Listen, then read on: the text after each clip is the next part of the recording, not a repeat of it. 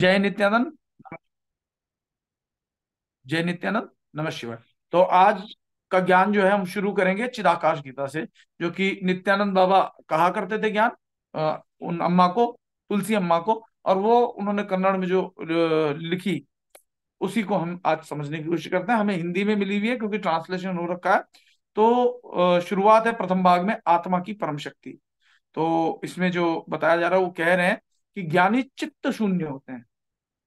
वास्तव में भगवान ने गीता में भी कहा है कि ज्ञानी जो है साक्षात मेरा स्वरूप है। तो जो ज्ञानी हो जाता है वो चित्त शून्य हो जाता है। चित्त में यानी उसके स्पंदन, स्पंदन से मेरा मतलब विचारों का, जो मन के विचार होते हैं ना, वो उससे शून्य हो जाता है, विचार शून्य हो जाता है। इसलिए ज्ञानी भेद रहित होते हैं। तो सबसे पहली चीज आपको ध्यान रखना है, भेदभाव मिटाना। भेद रहित होते हैं, अच्छा बुरा का भेद नहीं करते, सुख दुख से परे रहते हैं, अच्छे बुरे से परे रहते हैं। संसार में रहते हुए वो जो व्यवहार जगत में जो कुछ होना है वो होता रहता है, लेकिन भीतर से वो उससे सर्वथा परे होते हैं। मित्र शत्रु में भी उनसे परे होते हैं। परे से तात्पर्य है उन पर न मित्रता के प्रति आसक्ति और न शत्रु के प्रति द्वेष होता है, यानी वो उनसे परे होते हैं। संसार में जो कुछ हो रहा है वो उस क्रियाकलाप में होते हुए भी उससे परे रहते हैं। फिर कहते हैं कि वे आत्मानंद में होते हैं। हम जो हर रोज साधना कर रहे हैं वो आत्मानंद की साधना कर रहे हैं। हम अपनी आत्मा में जो है तृप्त होने की प्रक्रिया करते हैं और आत्मा में ही लीन हो जाते हैं। तो वो आत्मानंद में होते हैं।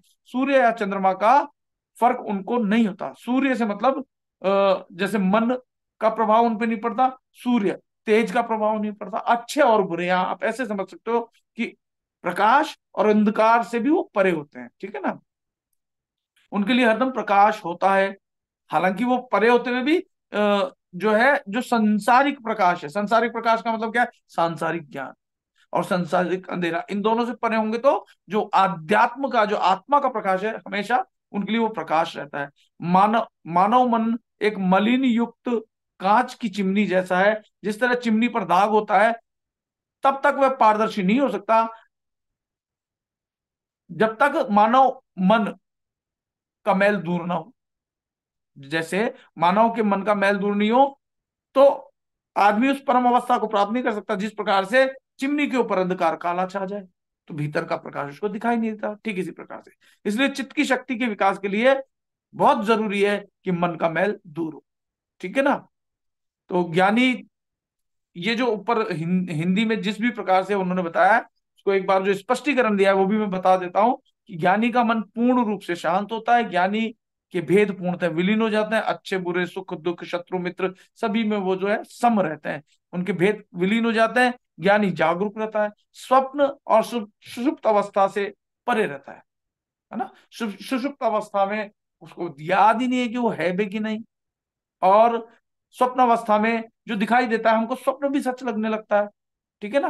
वो हमेशा जागरूक रहता है, चाहे वो स्वप्न अवस्था हो, चाहे वो निद्रा अवस्था में, शरीर निद्रा अवस्था में है तो भी वो भीतर लगातार उस ज्ञान में रहता है।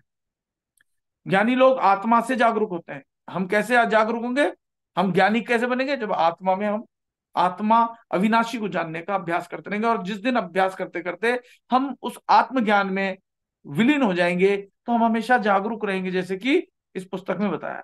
आत्मा से जागरूक होते हैं, लेकिन आदि भौतिक विश्व की और उदासीन रहते हैं। ठीक है ना। भौतिक जगत, इसके प्रति उदासीन रहते हैं। रिश्ते नाते, रुपया पैसा, गाड़ी घोड़ा, भोजन पानी मिल जाए तो भी टेंशन नहीं, नहीं मिला तो भी कोई टेंशन। रिश्ते हैं तो भी ठीक, नहीं है तो भी ठीक, कोई अच्छा कह रहा है तो भी ठीक, बुरा कह रहा है तो भी ठीक। उनके लिए जो है वो विश्व से तो उदासीन रहते हैं, यानी माया और संसार से, है ना। और आत्मा के प्रति सजग रहते हैं। ठीक है ना। वे समाधि के परम सुख में मग्न रहते हैं।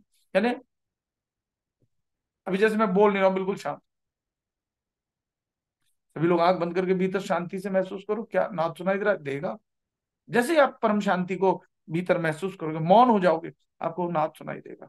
तो वो विश्व के प्रति उदासीन रहते हैं और समाधि के परम सुख में मग्न रहते हैं। यानी बिल्कुल शांत होकर के जब आप बैठोगे तो समाधि लग जाएगी। सूर्य और चंद्रमा उनके लिए एक समान है, भेद नहीं है कि भाई जीवन में अनुकूलता आई तो खुश हो गए, प्रतिकूलता आई तो दुखी हो गए। वो सुख और दुख में समान रहते हैं, भीतर से उन्हें कोई परेशानी नहीं होती है। द्वैत का भाव उनमें पूर्णतः नष्ट हो जाता है, अद्वैत अवस्था में रहते हैं। जो हमने कबीर साहब का कबीर बीजक पढ़ा था, उसमें अद्वैत है, आत्मा के अतिरिक्त कुछ बताया नहीं, और आत्मा भी बताया कि आप स्वयं ही आत्मा हो, आपका जो निज स्वरूप है वो आत्मा है। तो यहाँ पर क्या है, द्वैत का भाव उनमें पूर्णतः नष्ट हो जाता है। तो जब द्वैत नहीं होगा तो क्या होगा, मैं और मेरा भगवान अलग ही नहीं होंगे, भगवान और मैं एक ही हो जाते हैं। वे अपने तंत्रिका तंत्र यानी नर्वस सिस्टम, न्यूरो पाथवे में, है ना, गगन, वे अपने तंत्रिका तंत्र के गगन में आत्मा की भव्यता का अनुभव करते हैं। तभी हम जब ध्यान में बैठेंगे तो गगन मंडल में हम अपनी आत्मा का अनुभव कर पाएंगे। ठीक है। जैसे कि शीशे की चिमनी पर काला दाग लगा हुआ होता है, तब वह प्रकाश नहीं दे सकती। ठीक है ना, चिमनी के चारों ओर अगर काला प्रकाश हो जाए तो उसका प्रकाश नहीं फैलेगा। ठीक है, ऐसे ही हमारे अगर आत्मा के ऊपर अज्ञानता का कालापन छा जाए तो हमें हमारे जो ज्ञान का प्रकाश है वो रुक जाता है।